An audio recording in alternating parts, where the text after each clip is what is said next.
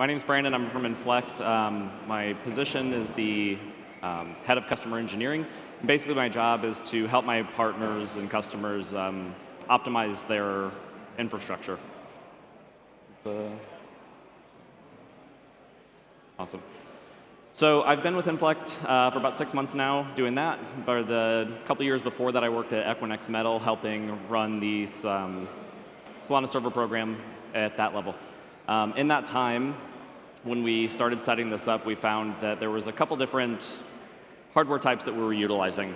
One of them was really designed for RPCs, and the other was designed for validators.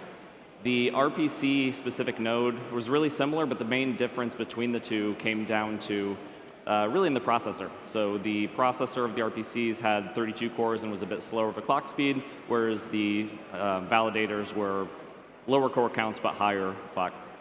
What we started to find, though, was that essentially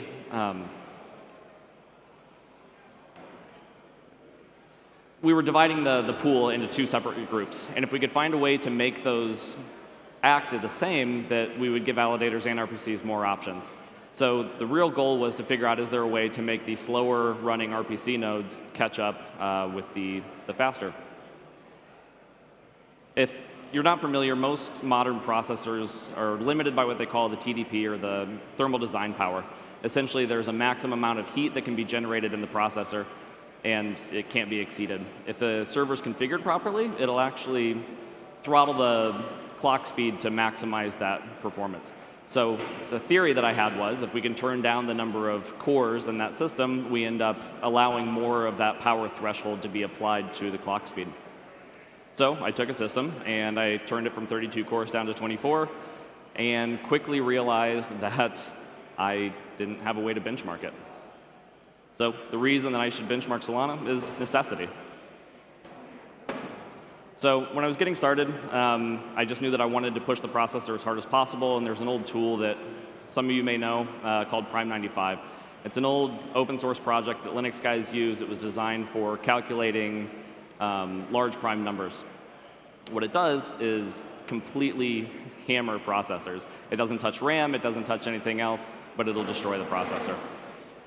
So I stood up a system, made the BIOS changes, deployed the operating system, installed Prime95, ran it, and my first try worked. So I took a system that was designed to run at 2.6 gigahertz, would usually run up to closer to 2.8, and was easily hitting 3 gigahertz, which was our target number. So we took those systems, took those BIOS changes, rolled it out to the entire fleet, and gave them out to the community. And what we found was they didn't see the same results that we did. And my key takeaway from that was that workloads really, really matter, right? So in theory, by hammering the processor, we should see kind of a similar result. But what we found is that Prime95 is very well multi-threaded. If you put it on a system with 128 cores, it would hit every single one of them at its full capacity. Solana, by comparison, for all intents and purposes, is more single-threaded. And so what ends up happening is a single core consumes most of the power while the others sit idle. What we know about thermal design pressure, or power, is that whenever we're using less power, it ups the clock speed.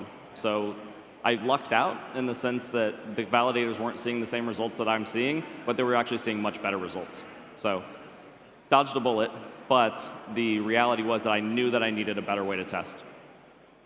And so I went out and started doing research into what are the best ways to actually kind of benchmark Solana over hardware. I went through and kind of identified 3 potential options. The first was simply just run it in testnet. The theory was that it's free money. You don't have to worry about the actual economics of it working, and it should have what I would think to be similar to real-world traffic. The reality is that the traffic is not real or similar to the real world, and so it just doesn't function the same. The next thing I considered was just running it in mainnet. That solves the traffic problem. But the other thing that it introduces is there's significant financial costs of actually running the server. And the other main concern with running in mainnet is that the traffic isn't consistent. So I know that I could hit the server hard, see the same results that end users are seeing, but I couldn't do it consistently. And I couldn't say that the changes and results that I'm seeing were necessarily directly the results of the work that I was doing, as opposed to just it happening to be a busier or slower time on net. And then the third thing that I discovered was the Solana benchmark utility, which It's free, it's open source, and it's really designed to do this. It's definitely not the perfect solution, but it runs the same every single time, and a lot of the main concerns can actually be offset with a better process. So I went ahead and used the Solana benchmark utility. My process with this was essentially just do a fresh reinstall every single run. I let it run for 2 hours so the system would become completely heat-soaked, so it would kind of stabilize. And then make a minimum of 5 runs, so that every time there was a weird result, we could kind of average that out and make sure that we're getting more consistent. And that was really when I kind of found the power of this repeatable process.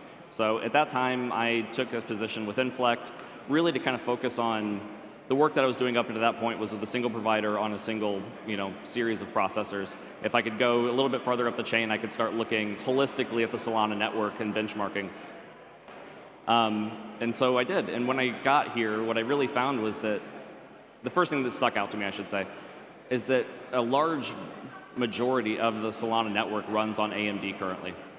And that felt really odd to me because I knew that Intel had recently invested tens of millions of dollars into developing their Ice Lake generation processors with the sole purpose of trying to break into the Web3 and cryptography world. And so it felt really odd that this major company would invest a ton of money and build this processor, and then it would not be reflected within kind of the makeup of the network.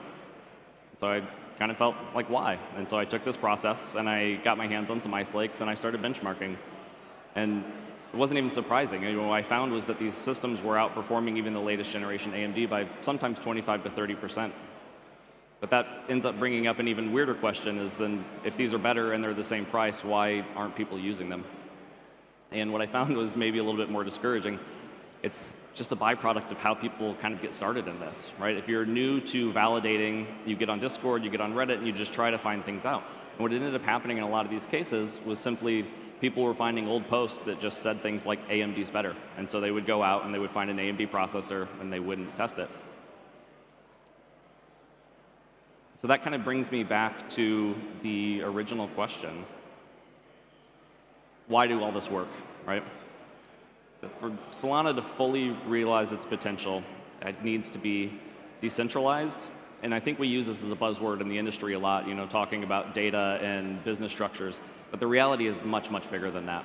We need to be decentralized from the standpoint of hardware providers, from telco providers, from geographic locations because of hurricanes or tsunamis. There's geopolitical issues. Like, we really do need to push this all kind of across the entire spectrum, and having everything fundamentally pushed onto AMD can be problematic. On top of that, it also has to be performant. We can't just be decentralized. It has to actually do what we need it to do. And what makes that really odd to me is kind of a byproduct of decentralization is that there's no way to enforce or tell somebody to do something, right? So if we say we need more makeup to be Intel, we can't just go buy more Intel. There's no authority structure by which to do that. And so in this decentralized world, what ends up happening is that information becomes a market force, right? So by doing this work, by benchmarking, by having these conversations, we can actually put that information out there and make a compelling argument as to why people would want to do these things, and it ends up helping the entire ecosystem. And that's all I had to talk about. If you guys want to catch up with me, we actually have a booth in the back, so please feel free to come chat. I know this is really high level. I'd love to get more down into the weeds and talk if you have questions about specific processors or processes. So, thank you.